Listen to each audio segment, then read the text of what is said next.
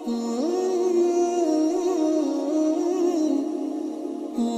بالله من الشيطان الرجيم بسم الله الرحمن الرحيم وما هذه الحياة الدنيا إلا لهو ولعب وإن الدار الآخرة لهي الحيوان لو كانوا يعلمون صدق اللہ العظیم۔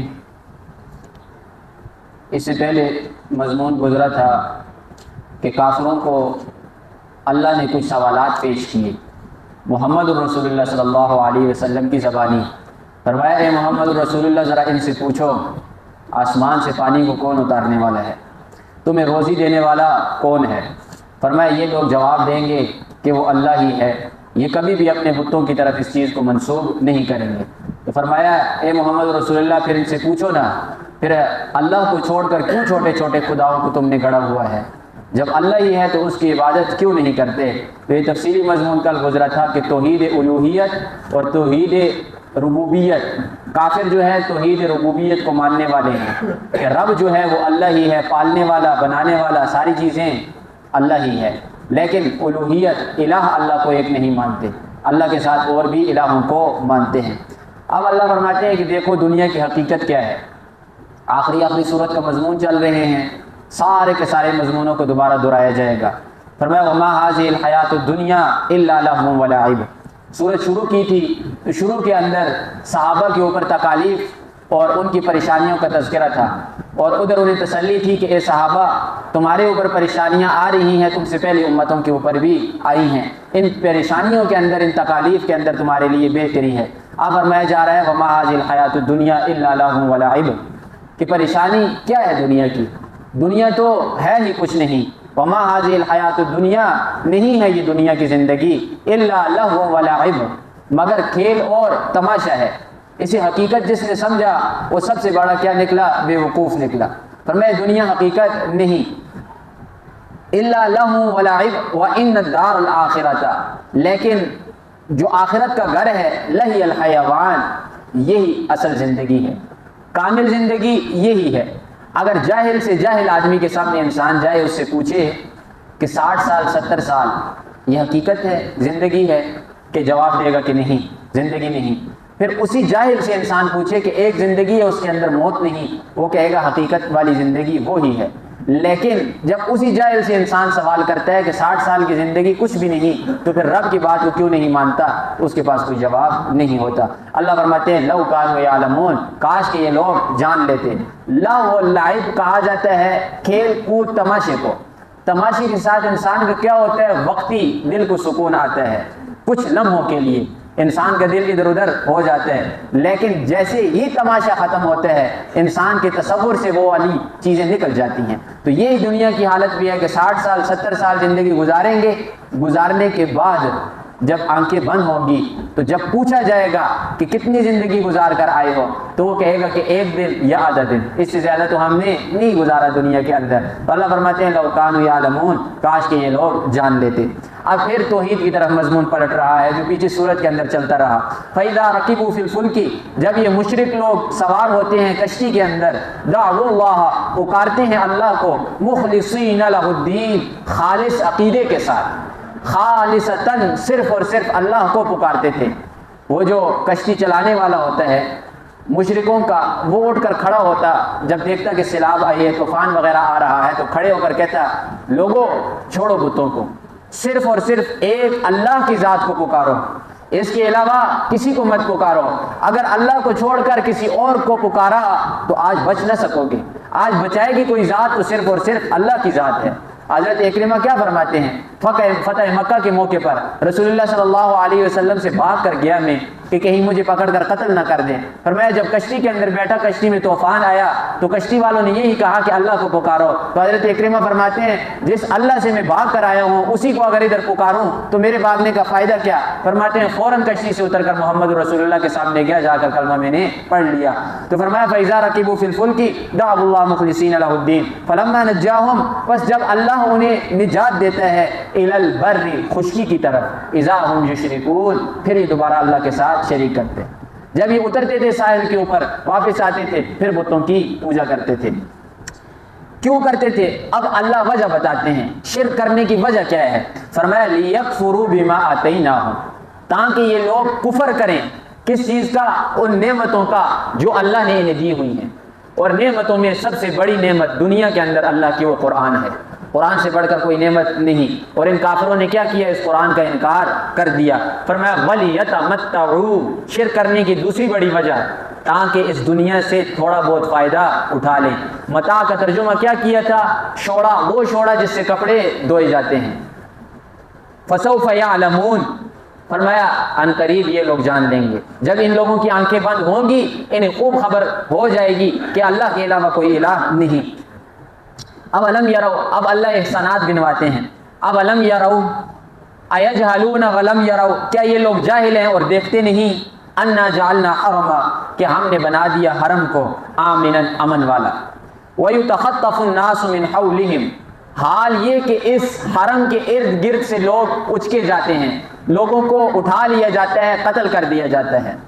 عرب کے اندر پورے کے پورے عرب میں صرف اور صرف حدود حرم کو اللہ نے امن والا بنایا تھا، اس کے علاوہ عرب کے اندر کوئی امن نہیں تھا۔ میں نے پہلے بھی آپ سے عرض کیا تھا تفصیلاً کہ اگر راستے سے ایک آدمی جا رہا ہے اور راستے کے درمیان دوسرا آدمی لیٹا ہوا ہے، اس نے اپنے پاؤں راستے میں کیے ہوئے ہیں، تو یہ چلنے والا یہ نہیں کہتا تھا کہ اپنے پاؤں کو پیچھے کرو، تلوار اٹھاتا پاؤں ہی کاٹ دیتا۔ قافلے چلتے راستے کے اندر، اب گھروں کے اندر سامان ختم ہے، یہ نہیں کہ کمائیں جا کر، کوئی بھی قافلہ آیا راستے میں پکڑ کر لوٹ لیا ان کو اور ان کی جانوں کو ختم کر دیا، قتل کر دیا ان کو۔ یہ حالت تھی عرب کے اندر۔ اللہ فرماتے ہیں میں نے تمہارے اوپر کتنا بڑا احسان کیا کہ میں نے تمہارے لیے حرم کو امن والا بنا دیا۔ یاد رکھیں اللہ نے ایک قاعدہ قرآن کے اندر بیان کیا ہے، حل جزاء الاحسان الا الاحسان، کہ احسان کا بدلہ احسان ہے۔ جب آپ کے اوپر احسان کیا جائے آپ کا کام یہ ہے کہ آپ واپسی میں احسان کریں۔ جو لوگ دیندار یا خاندانی لوگ ہوتے ہیں ان خاندانی لوگوں کی صفت کے اندر یہ بات موجود ہوتی ہے کہ وہ احسان کا بدلہ کیا دیتے ہیں؟ احسان دیتے ہیں۔ اور جو کوئی احسان کے بدلے نمک حرامی کرے اسے دین اسلام نے بھی برا کہا اور اسے معاشرے نے بھی برا کہا۔ تو اللہ فرماتے ہیں میں نے تمہارے اوپر احسان کیا کہ میں نے تمہارے لیے مکہ کو، حرم کو امن والا بنایا، کہ تم دیکھتے تھے کہ قتل و غارت کتنی زیادہ تھی، تو اب کیا کرو تم بھی اللہ کو چھوڑ کر غیروں کی عبادت مت کرو، تمہارا احسان یہ ہوگا۔ افبالباطل یؤمنون ایسجدون للشمس ویعبدون للاصنام، کیا یہ سجدہ کرتے ہیں سورج کو اور عبادت کرتے ہیں بتوں کی؟ فبالباطل یؤمنون، یہ ساری کی ساری چیزیں باطل ہیں جن کے اوپر یہ لوگ ایمان لاتے ہیں۔ اللہ کے ذات کو چھوڑ کر اللہ کے علاوہ جس کسی کی عبادت کی جائے وہ کیا ہے؟ باطل ہے۔ فرمایا وَبِنِعْمَةِ اللَّهِ يَكْفُرُونَ، اور یہ اللہ کی نعمتوں کی ناشکری کرتے ہیں، اللہ کی نعمتوں کا انکار کرتے ہیں۔ اب تیسرا مضمون، قرآن کے اندر تحریف نہیں کرنی، اللہ کے اوپر جھوٹ نہیں بولنا۔ فرمایا وَمَنْ أَظْلَمُ، اور کون ہے بڑا ظالم، ممن، اس شخص سے، افترا علی اللہ کذبا، جس نے جھوٹ گڑا اللہ کے اوپر۔ جھوٹ بولنے والے تو کئی ہیں دنیا کے اندر، لیکن سب سے بڑا جھوٹا جسے قرآن نے جھوٹا کہا وہ کون ہے؟ جو اللہ کی ذات کے اوپر جھوٹ بولے۔ اللہ نے ایک چیز حرام نہیں کی، یہ لوگ حرام کرتے ہیں، یہ جھوٹا ہے اور یہ سب سے بڑا جھوٹا ہے۔ اور میں او کذب بالحق، یا وہ جھٹلائے حق کو، لما جاء، جب وہ حق اس کے پاس آ جائے۔ یہ دو چیزیں ہیں، ایک یہ کہ مشرکین نے خدا بنائے ہوئے ہیں اور کہا ہے کہ یہ اللہ کی طرف بات کو پہنچاتے ہیں، اللہ فرماتے ہیں یہ جھوٹے ہیں اور یہ سب سے بڑے جھوٹے ہیں۔ اور دوسری چیز کذب بالحق لما جاء، کہ محمد الرسول اللہ صلی اللہ علیہ وسلم کی تکذیب، محمد آگے ہیں، اب آنے کے بعد جو ان کی تکذیب کرے گا وہ سب سے بڑا کیا ہے؟ جھوٹا ہے۔ اللہ فرماتے ہیں الیس فی جہنم مثوی للکافرین، کیا کافروں کے لیے جہنم کے اندر ٹھکانہ نہیں؟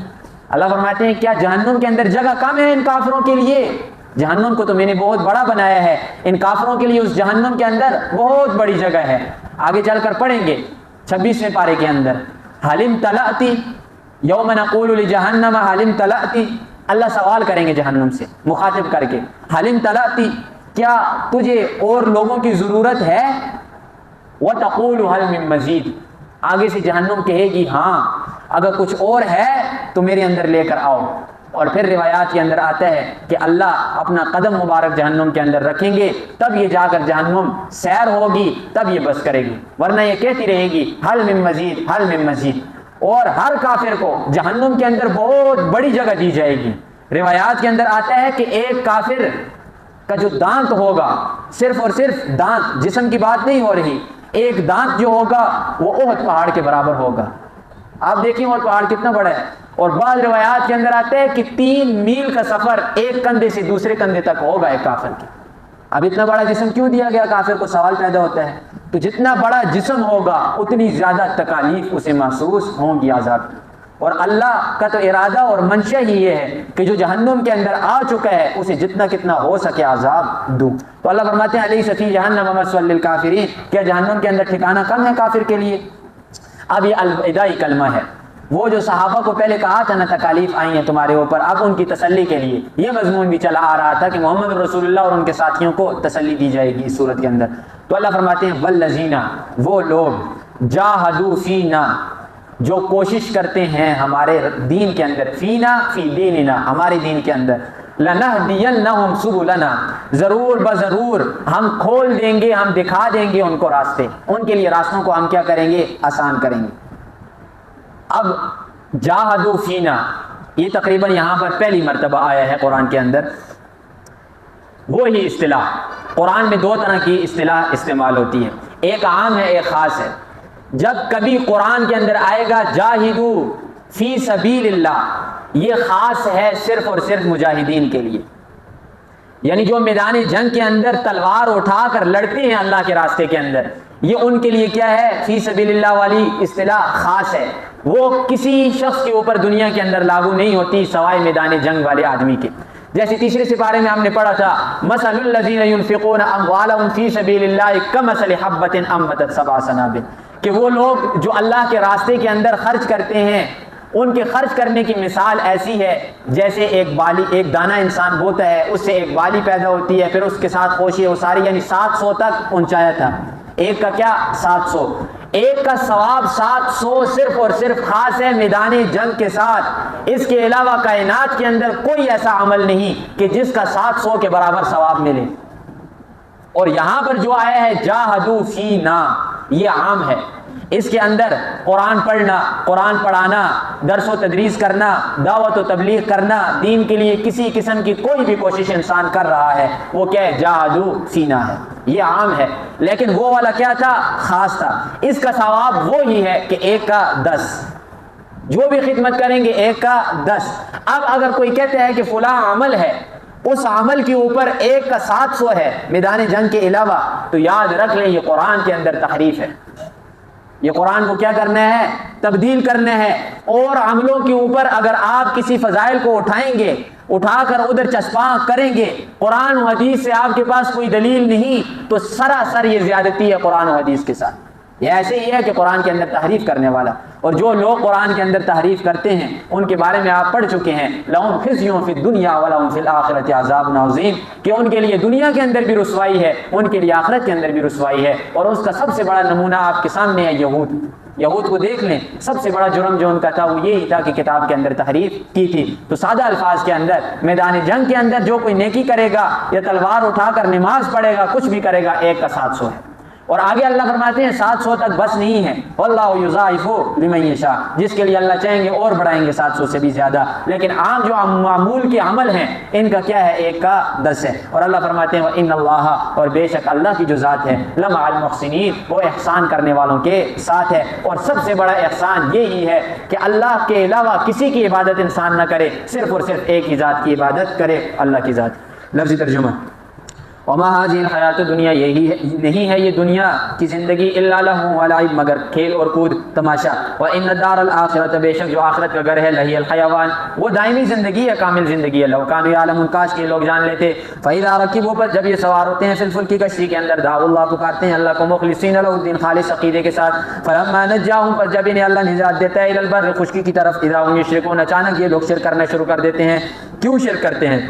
لیکفروا بما آتیناہم، تاکہ یہ لوگ کفر کریں ان چیزوں کا جو اللہ نے انہیں دی ہوئی ہیں، وَلِيَتَمَتَّعُوا تاکہ یہ فائدہ اٹھائیں تھوڑا سا فائدہ دنیا کے اندر، فَسَوْفَ يَعْلَمُونَ قریب یہ لوگ جان لیں گے، اَوَلَمْ يَرَوْا أَيَجْهَلُونَ وَلَمْ يَرَوْا کیا یہ لوگ جاہل ہیں دیکھتے نہیں، أَنَّا جَعَلْنَا حَرَمًا ہم نے بنایا حرم کو آمنا امن والا، وَيَتَخَطَّفُ النَّاسُ مِنْ حَوْلِهِمْ حال یہ کہ اس کے دائیں بائیں سے لوگوں کو اچکا جاتا تھا، أَفَبِالْبَاطِلِ يُؤْمِنُونَ ایسجدون للشمس ویعبدون للاصنام فبالباطل یہ جو سورج کو سجدہ کرتے ہیں اور بتوں کی عبادت کرتے ہیں، فبالباطل یہ سارے کے سارے باطل کے اوپر یؤمنون ایمان لاتے ہیں، وبنعمت اللہ یکفرون اور اللہ کی نعمتوں کی ناشکری کرتے ہیں، ومن اظلم ممن افترا کون ہے بڑا ظالم، ممن اس شخص سے افترا علی اللہ کذبا جو جھوٹ باندھے اللہ کی ذات کے اوپر، او کذب بالحق لما جاء یہ جھٹلائے حق کو جب حق ان کے پاس آ جائے، محمد رسول اللہ، الیس فی جہنم مثوی للکافرین کیا نہیں ہے ٹھکانہ کافروں کے لیے جہنم کے اندر،